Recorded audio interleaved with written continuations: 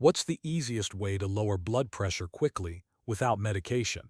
When people ask me this, I always tell them the same answer. Blood pressure after 60 isn't just about aging. It's about tension, breath, and nervous system signals.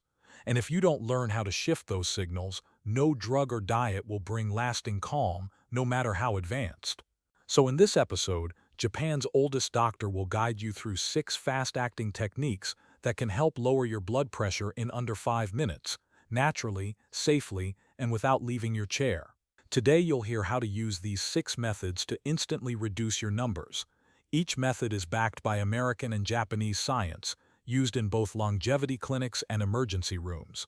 And to guide us through is someone very special. He's over 100 years old, still seeing patients, and considered a national treasure in Japanese medicine. Doctor, welcome.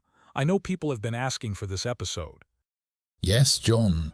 This episode is so important, especially for those after 60. Too many older adults are walking around with pressure that's high, not because they're sick, but because they've never been taught how to regulate it from within. We've trained people to monitor their numbers, but not how to influence them. That already changes everything, because we've been told blood pressure is either good or bad. But what you're showing here is that it's a living response, something we can learn to shape in real time. Exactly. Blood pressure is not just about the heart. It reflects stress, posture, oxygen levels, hydration, even the way we breathe. And most of those things are within our control, especially when we understand the signals. Indeed. And in past episodes, we've covered how food, movement, stress, and even aging itself affect your numbers. But today's different.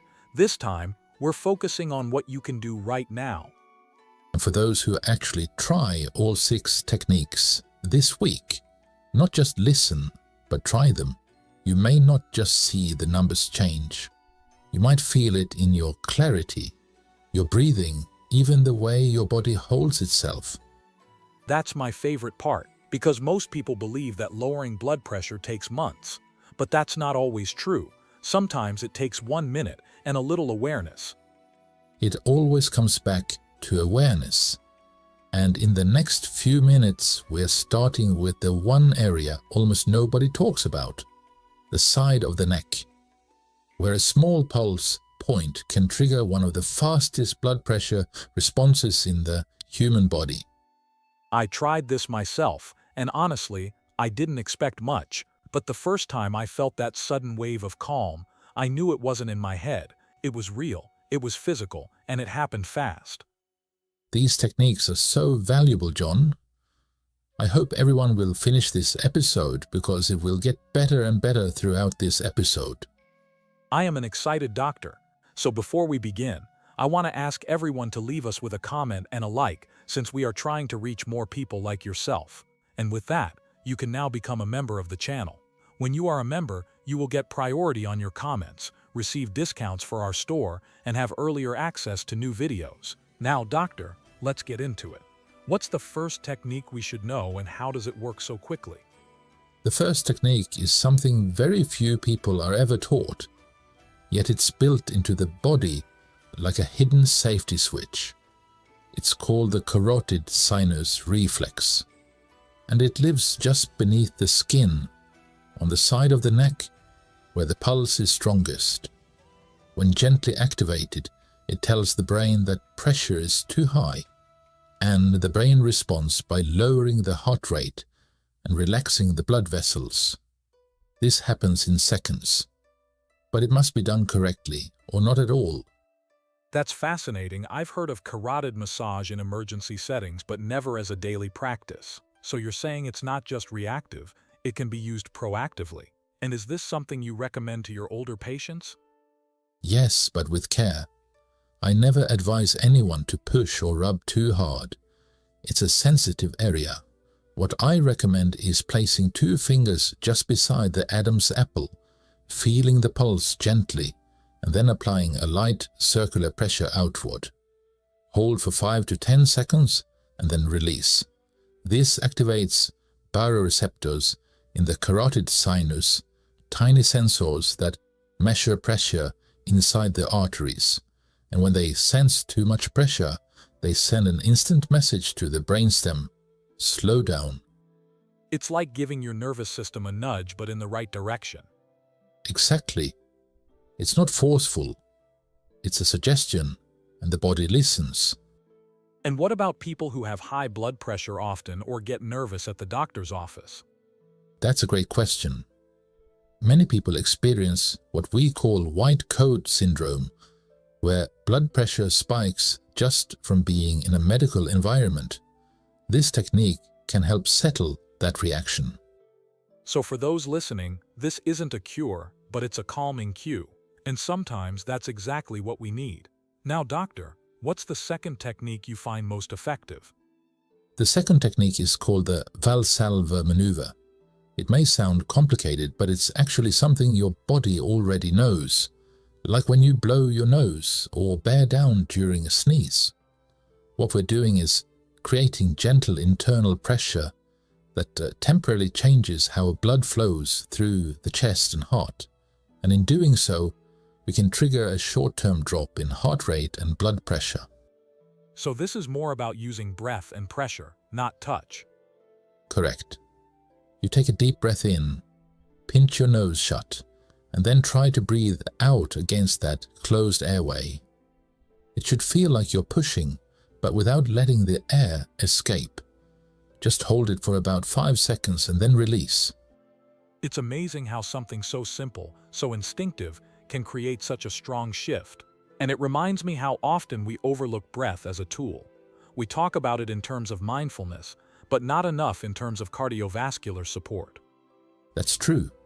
Breathing affects the vagus nerve, the diaphragm, and even the shape of the heart.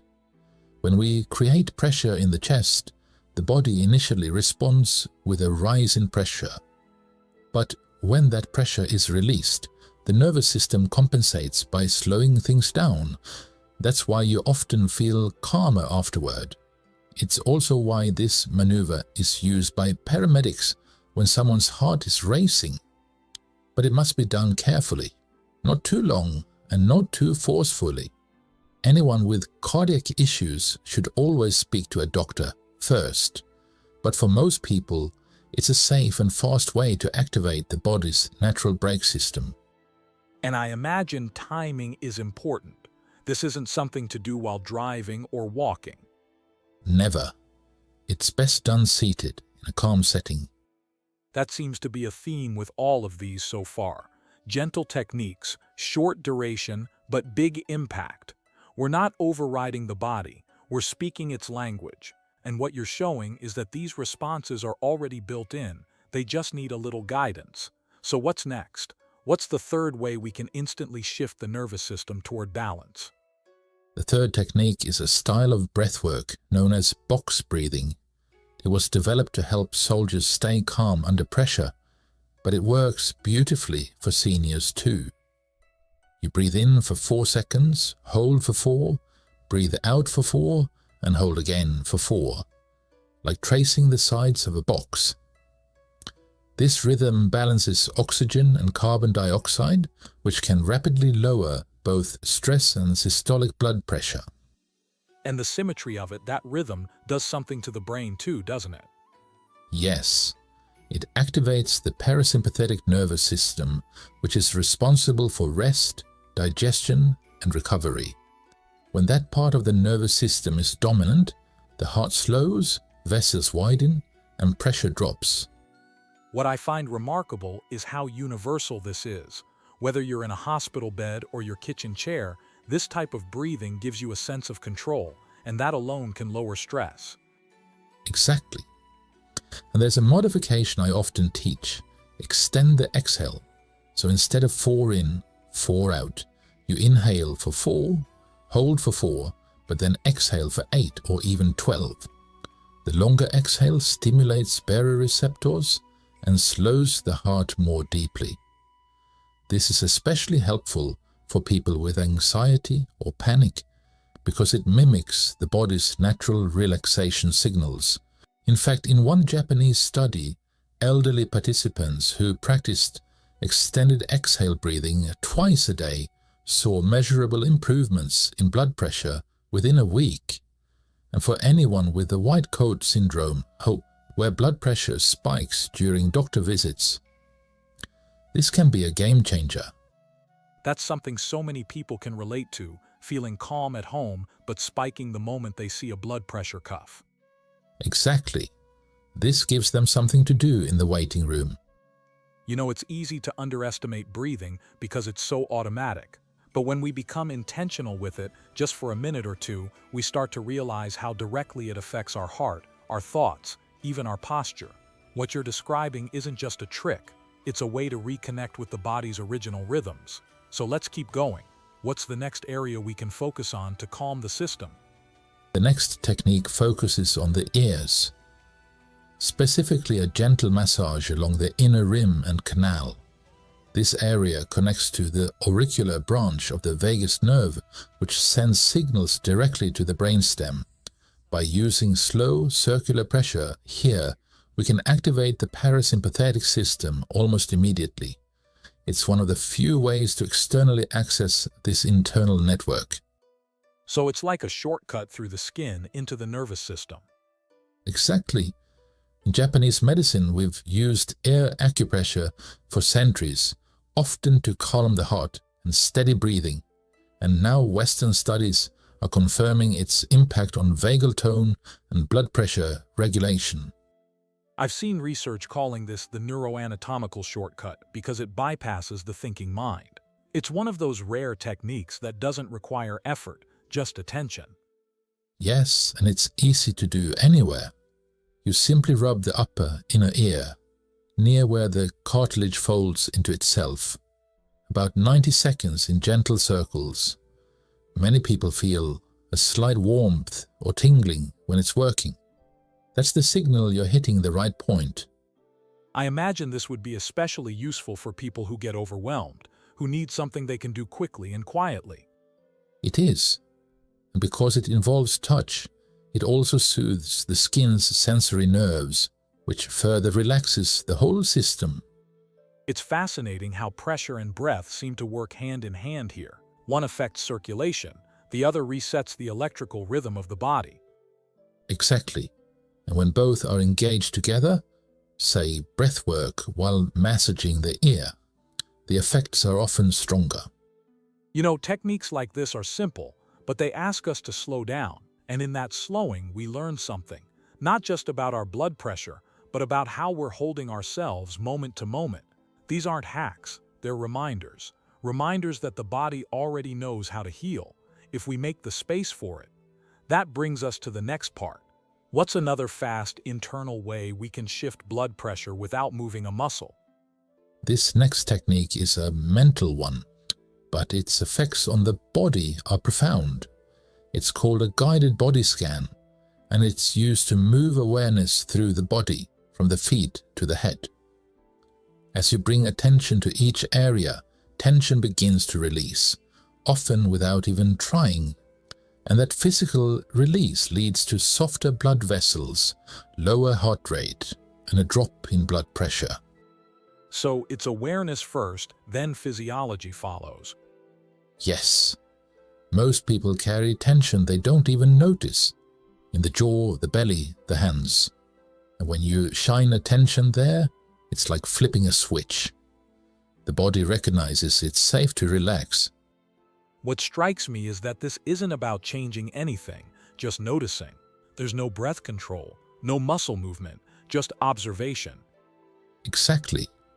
And the beauty is, anyone can do it. You sit down, close your eyes, and slowly bring your focus to the soles of your feet. Then up through the ankles, legs, hips, spine, all the way to the top of the head. Some people imagine a warm light or mist moving with their awareness. Others just feel the weight of gravity shifting. It sounds incredibly grounding, especially for people who live with chronic stress or anxiety. It is. And even 60 seconds is enough to begin calming the nervous system. I think that's something people need to hear more often, that rest doesn't have to take hours. Even 1 minute done intentionally can change your whole state. Yes. In Japan, we often teach this to caregivers and nurses during their breaks. It's a tool not just for patients, but for anyone in a high-stress environment. That's powerful, because so much of high blood pressure is invisible. People don't always feel it coming on, they just wake up one day and the numbers are high. But what you're giving here is a way to feel the body before the numbers even change, a way to understand that the signals are already there if we listen closely enough. Which brings us to something a little more physical again. Doctor, I feel some people here are drifting off. Let's keep it quick. What's the sixth and final technique that works almost immediately? Yes, please stay with me, everyone. The video is almost finished. We have just this final technique. And after that, you have to know how you can tie them together. Now, the final technique is a warm water foot soak. It might seem too simple, but it's actually one of the fastest ways to reduce vascular resistance. When you immerse your feet in warm water, the heat draws blood downward and away from the core. This shift in the circulation helps relieve pressure from the heart and brain, which leads to a measurable drop in blood pressure. So just sitting quietly, feet in warm water, that's enough? Yes. Ideally, the water should be comfortably hot, but never scalding. About 10 to 15 minutes is all it takes. And if you add Epsom salts, which we discussed the day before yesterday, you may see even greater relaxation. That makes sense. Magnesium has been shown to support blood vessel function and muscle relaxation, so combining the two creates a double effect. Exactly. In fact, one study found that seniors who did this 5 times per week saw lasting improvements in systolic blood pressure. The heat widens blood vessels in the feet and legs, which reduces pressure in the upper body. That redirection of blood flow is key, especially for people who feel tension in the chest or neck. And because it's passive, there's no strain on the heart. It's also an excellent option before bed, since it helps prepare the body for sleep. That's really helpful for anyone with nighttime blood pressure spikes or trouble falling asleep. Yes, and the act of slowing down in itself carries benefits. The warmth, the stillness, these are not luxuries, they're forms of medicine. It's interesting. So far, everything you've shared involves calming the system, not pushing it. You're not asking the body to perform, you're asking it to soften. And in that softening, we get results that medication often struggles to match. These aren't band-aids. They're invitations to restore balance. And for anyone wondering how to start, how would you recommend bringing all 6 of these together in daily life? I always tell people, don't try to do all 6 techniques every day. Instead, choose 2 that feel most natural. 1 in the morning, 1 before bed. That alone can begin to shift your body's patterns over time. So it's not about doing more, it's about doing it with consistency? Exactly. It's about rhythm, not quantity, just like taking a walk or brushing your teeth. The repetition is what makes it powerful. That's a refreshing perspective. We live in a time where people are overwhelmed by wellness advice, so being told to slow down and simplify is actually rare. Yes, and there's beauty in these methods because they return us to the basics: breath, touch, warmth, stillness. These are things we all have access to, no matter our income, age, or background. And when practiced regularly, they don't just lower blood pressure. They increase self-trust. The body begins to feel heard again, and that's when true healing can begin. It's more than a protocol, it's a relationship. That's right, and the more we honor that relationship, the more the body responds. Amazing, doctor. If you are still listening, let us know in the comments.